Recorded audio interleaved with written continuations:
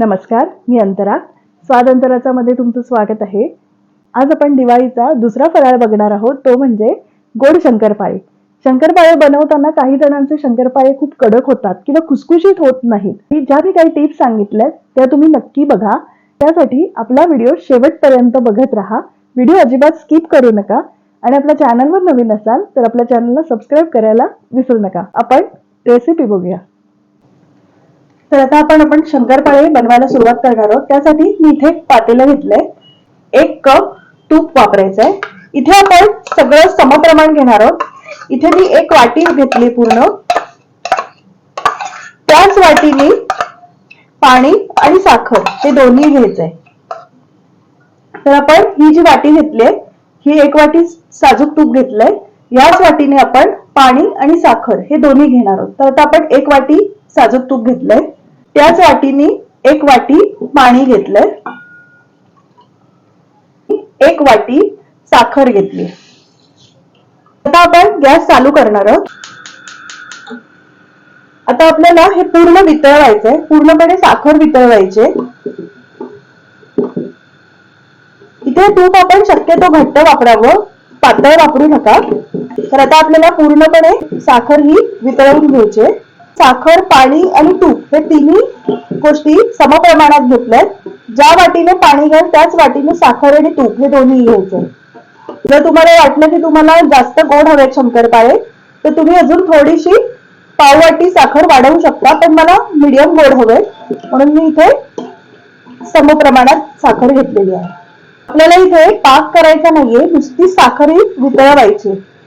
अजून आपली साखर वितळली नाहीये. हे असं केल्याने काय होतं, तुमचे शंकरपाळे छान खुसखुशीत होतात. तर आता आपली साखर ही पूर्णपणे वितळलेली आहे. तर आता आपण गॅस बंद करूया. आता हे मिश्रण पूर्णपणे आपल्याला थंड करायचंय आणि पूर्ण थंड झालं की मगच शंकरपाळे करायला घ्यायचे. तर आता आपण हे मिश्रण पूर्णपणे थंड करूया. आता आपलं हे मिश्रण पूर्णपणे थंड झालेलं आहे.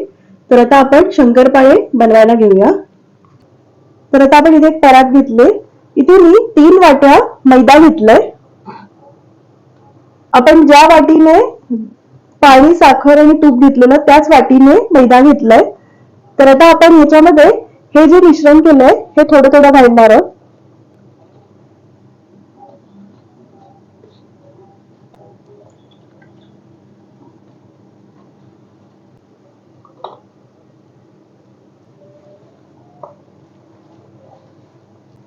आपल्याला हे मिश्रण एकदम घट्ट भिजवायचं आहे. अजिबात सैल भिजवायचं नाहीये. सैल भिजवलं तर तुमचे शंकरपाळे आपल्याला जसे हवे तसे होणार नाहीत. त्यामुळे एकदम घट्ट मिश्रण भिजवायचे आपल्याला. तर बघा आपला पूर्ण गोळा इथे तयार झालेला आहे. तर आता आपण जे 3 वाट्या मैदा घेतला होता त्याच्यामध्ये साधारण आपण जे मिश्रण केलं होतं त्याच्यामधलं साधारण 1 ते 1.5 वाटी साधारण मिश्रण उरलेलं आहे. आता हे मिश्रण तुम्ही सेम अशा प्रकारे भिजवून याचे शंकरपाळे करू शकता. मी मुद्दामून इथे तुम्हाला दाखवलं की 3 वाट्या जर मैदा घेतला तर साधारण हे मिश्रण किती त्याच्यामध्ये जाऊ शकतं. किंवा तुम्ही असं करू शकता, जेवढं मिश्रण बनवले तेवढ्या सगळ्यामध्ये जेवढा मैदा मावेल तेवढा मैदा तुम्ही घालू शकता. पण मी इथे मुद्दामून तुम्हाला असं दाखवलंय की 3 कप मैद्यासाठी म्हणजे 3 वाटी मैद्यासाठी साधारण आपल्याला आपण जे मिश्रण बनवलं होतं त्यातले 1.5 वाटी बरोबर मिश्रण हे उरलेलं आहे. तर आता आपलं हे पीठ छान भिजलेलं आहे. तर आता आपण याचे लगेच शंकरपाळे करायला घेणार आहोत. अजिबात ह्याच्यात वेळ काढायचा नाहीये. आपल्याला लगेच शंकरपाळे करायला घ्यायचे. जेव्हा मी हे पीठ भिजवत होते तेव्हाच मी तिथे तेल तापवत ठेवलेलं होतं. हे मात्र नक्की लक्षात ठेवायचं. तर चला आता आपण शंकरपाळे लाटायला घेऊया. हे गोळा घेणार आहोत. आपण हा इथे लाटायचा आहे.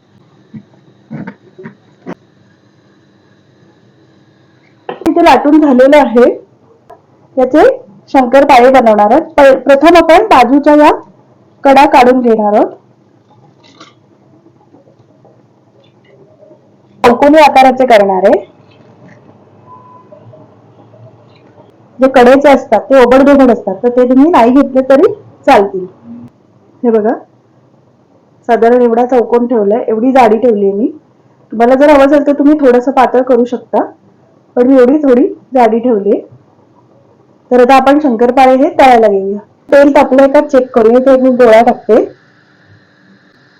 हे बघा, आपलं तेल चांगलं तापलेलं आहे. आपला हा गोळा जो टाकलेला होता तो वरती आलाय, म्हणजे आपलं तेल हे बरोबर तापलेलं आहे. तर आता आपण शंकरपाळे तळायला घेऊया.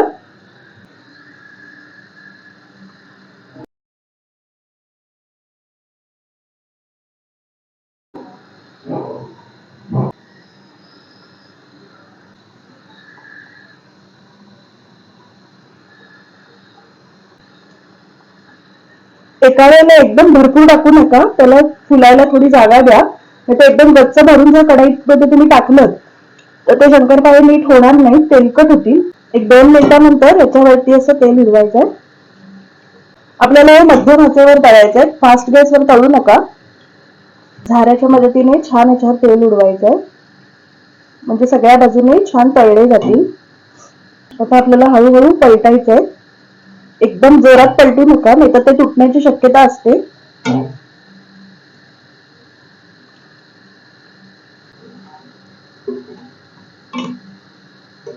हे बघा, आपले शंकरपाळे आता झालेले आहेत. तर आता आपण हे काढून घेऊया. तुम्हाला दाखवते. हे बघा, मस्त एकदम खुसखुशीत झालेले आहेत. तर आता आपण हे काढून घेऊया. काढताना टिश्यू पेपरवर काढायचे आपल्याला. हळूहळू आपल्याला शंकरपाळे सोडायचे.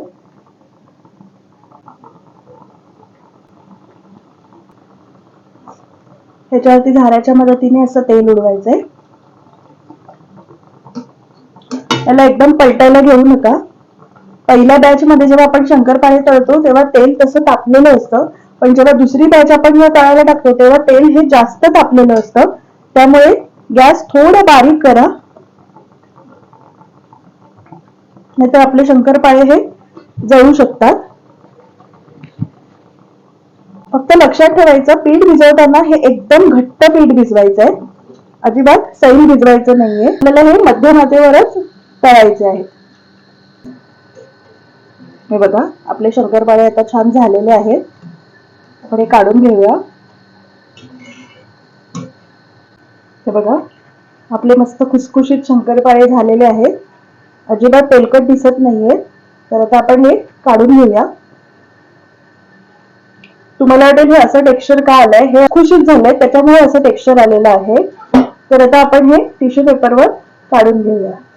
आपले शंकरपाळे इथे छान झालेले आहेत, एकदम खुसखुशीत झालेले आहेत. हे बघा, मस्त एकदम असे खुसखुशीत झालेले आहेत. आता ऍक्च्युली खूप गरम आहेत ते. आपण हे 3 वाटी मैद्याचे आपण केलेले आहेत. 3 वाटी मैद्यामध्ये किती आपले शंकरपाळे झालेत हे मी तुम्हाला दाखवते. आणि मगाशी मी जे तुम्हाला म्हटलं की जे पूर्ण आपलं जे मिश्रण झालेलं होतं, हे बघा, हे जे मिश्रण आपलं उरलेलं आहे हे साधारणतः 1.5 वाटी तरी मिश्रण उरलेलं आहे. हे उरलेलं मिश्रण मला ऍक्च्युली पूर्ण शंकरपाळे सगळे करायचे नव्हते, मला थोडेच करायचे होते, म्हणून मी हे पूर्ण मिश्रण वापरलं नाहीये.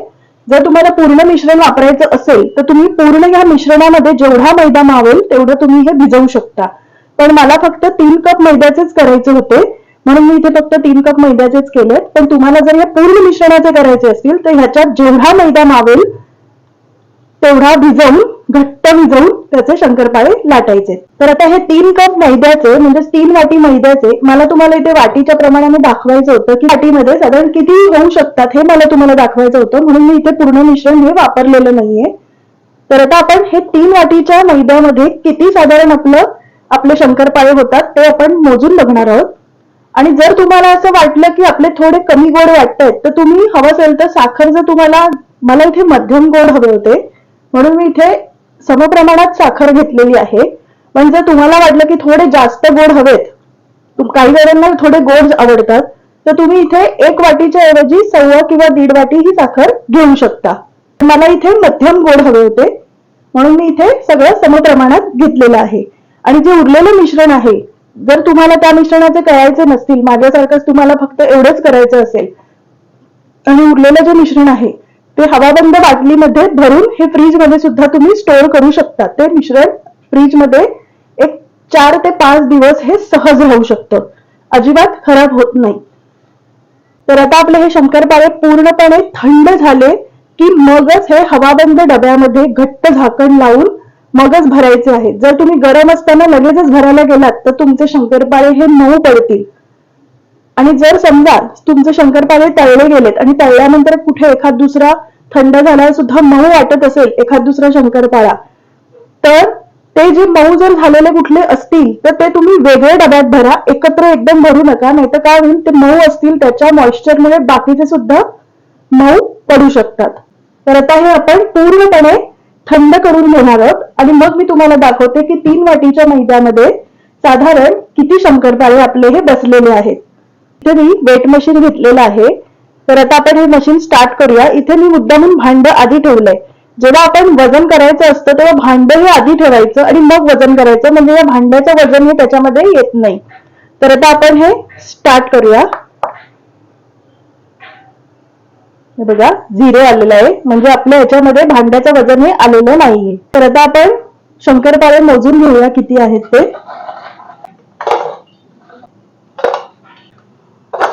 अलगदपणे टाकायचे.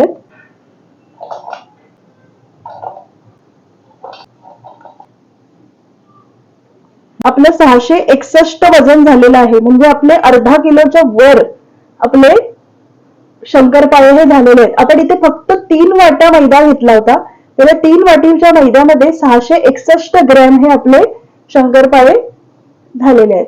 हे बघा 661 ग्रॅम. तर हे शंकरपाळे खरंच तुम्ही नक्की ट्राय करून बघा. खूप छान होतात, अतिशय खुसखुशीत होतात आणि खुसखुशीत झालेली आहेत. हे बघा मस्त असे खुसखुशीत झाले. आवाजही तुम्ही ऐकला असेल. आतूनही खूप छान असे खुसखुशीत झालेले आहेत. हे बघा मस्त खुसखुशीत झालेले आहेत. आजची रेसिपी तुम्हाला कशी वाटली हे मला कमेंट करून नक्की सांगा. ज्या टिप्स मी शंकरपाळे बनवताना तुम्हाला सांगितल्यात त्या जर तुम्ही फॉलो केल्यात तर तुमचे शंकरपाळे छान खुसखुशीत होतील. तर त्यासाठी आपला व्हिडिओ लाईक करा, शेअर करा आणि आपल्या चॅनलला सबस्क्राईब करायला विसरू नका आणि बेल आयकॉनचं बटन दाबायला विसरू नका, म्हणजे तुम्हाला नवीन व्हिडिओज हे बघायला मिळतील. चला मग भेटू आपण आपल्या नेक्स्ट व्हिडिओमध्ये एका नवीन रेसिपीसह. सर्विस तुमची, डिश आमची. नमस्कार.